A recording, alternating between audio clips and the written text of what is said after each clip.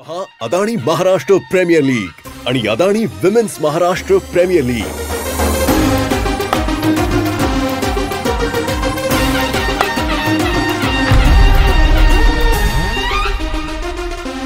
Live Jio Hotstar आणि Star Sports 2 हिंदीवर 4 ते 22 जून।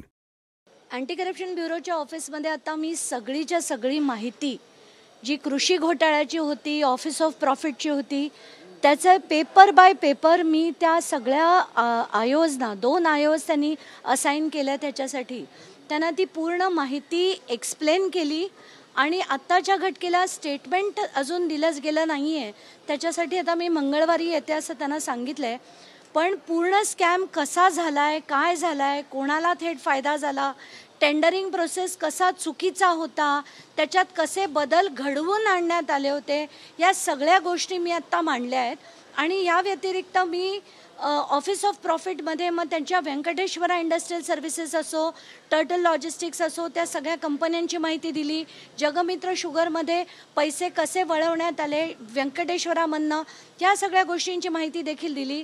कायद्याच्या बाहेर जाऊन या गोष्टी कशा केल्या गेल्या याची देखील माहिती दिली।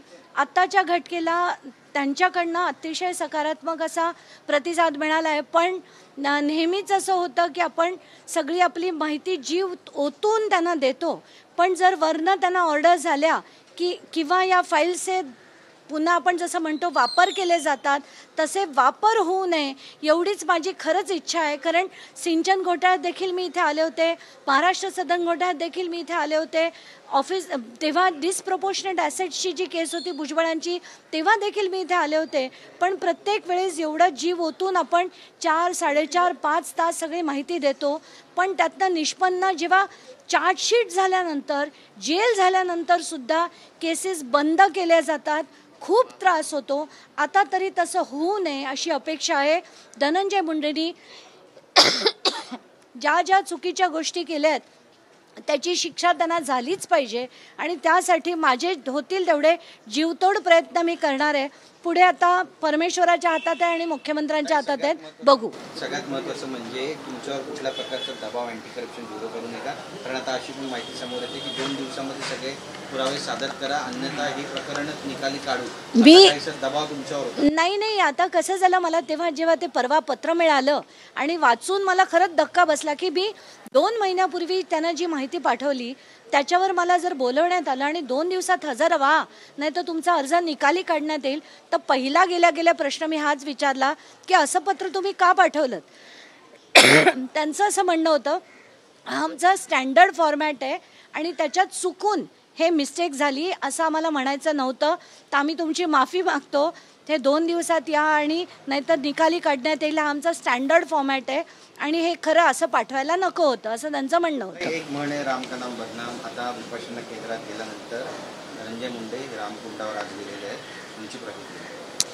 ते आता कुठे जातील, काय करतील, आता परमेश्वर म्हणजे एका रामाच्याच नाही 32 कोटी देव आहेत, त्या सगळ्या देवांना देखील ते आता ते मागतील त्यांच्याकडनं सुद्धा की काही सहकार्य व्हावं त्यांना।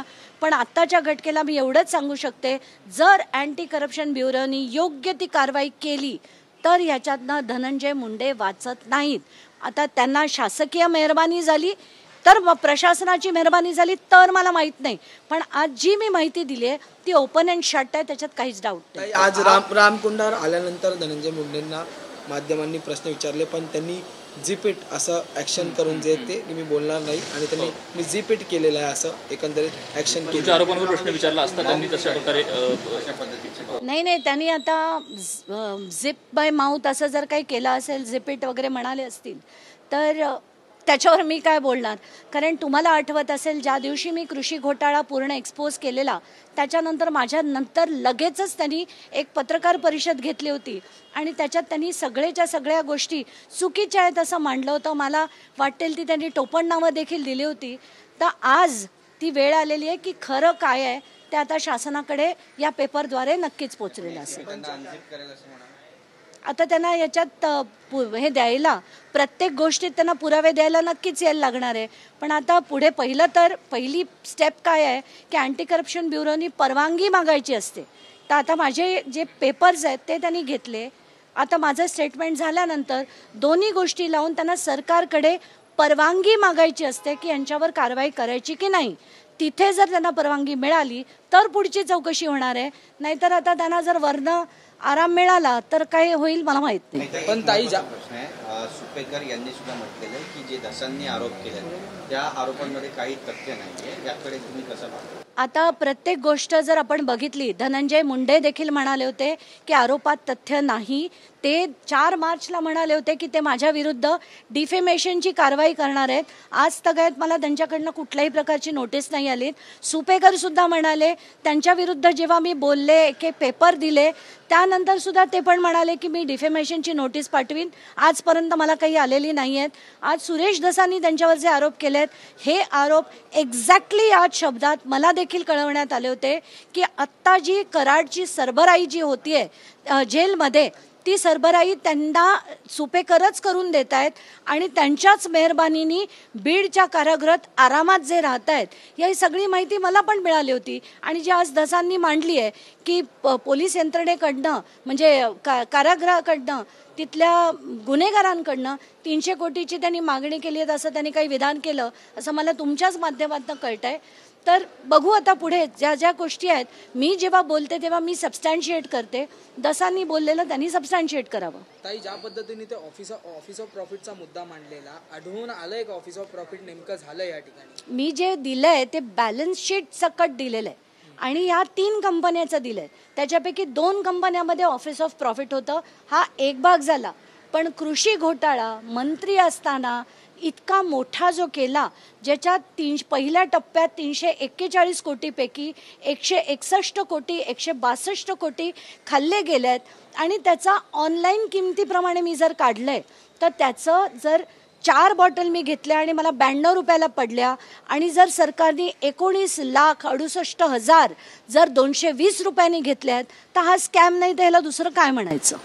त्याचबरोबर वीड्स प्रकरणात, हॉटेल वीड्स प्रकरणात संजय शिरसाट यांच्यावर टीका केली होती, आरोप केले होते. त्यांनी संजय शिरसाट यांनी सुरुवातीला म्हटलं होतं की यामध्ये केवळ माझा मुलगा नाही तर 5 पार्टनर आहेत. परंतु आता जे कागदपत्र देत आहेत, अंबादास दानवेंनी पुढे केलेली कागदपत्र आहेत, त्यामध्ये मात्र केवळ संजय शिरसाट यांचा मुलगा आणि त्यांची पत्नी अशी दोघांचीच कागद जे पार्टनर आहेत आणि हे दोघंच हॉटेल विकत घेत असल्याचं दिसून येतं. ही सगळी माणसं उठता बसता फक्त आणि फक्त खोटं बोलतात. एकही माणसाचे, म्हणून मी म्हटलं की मला वीट्सचे कागदपत्र ज्या दिवशी मिळतील त्याचा कीस पाडून मी दाखवून देईन की यांनी संजय शिरसाटांनी त्याच्यात कसा आणि किती मोठा घोटाळा केलाय.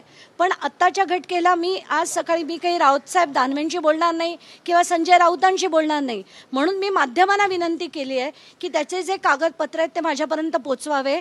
त्याच्यात मी पूर्ण रिसर्च करून सगळं मांडेन एका दिवसात आणि ज्याच्यात स्पष्ट होईल की संजय शिरसाटांनी अफाट ह्याच्यात सुद्धा स्कॅम आहे. आणि हे जे टेंडरिंग प्रोसेस दाखवलं गेलं की बाबा 7 वेळा टेंडर झालं आणि आम्ही 8व्यांदा घेतलं, मराठी माणसाने घेतलं तर त्यात काय चुकीचं झालं, हे सगळं आणि जे उठता बसता जे खोटं बोललं जातं ना त्याचा कीस पाडता येईल आपल्याला. पहा अदानी महाराष्ट्र प्रीमियर लीग आणि Adani women's Maharashtra Premier league.